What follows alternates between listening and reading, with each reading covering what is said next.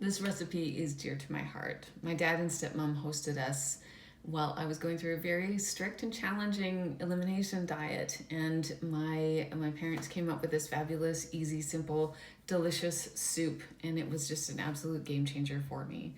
As many of you know, I've had pretty much a lifetime of digestive issues I've really suffered with and was very challenged by and tried absolutely everything I could think of until through a lot of research, soul searching, and inspiration, I jumped into a plant-based diet.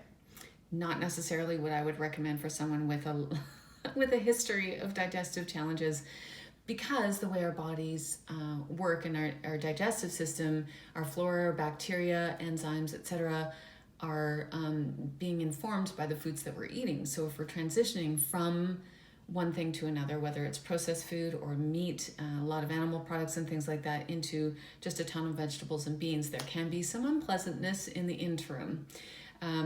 Through my own research and after seeking help, I went through the Low FODMAP elimination diet.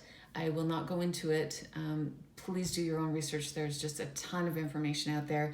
But FODMAP is an acronym for a number of different specific carbohydrates that we eliminate for a short period of time as a temporary thing to either sort out which ones we are not able to digest, maybe ever, or give the digestive system enough of a rest so that we can transition to being able to digest things.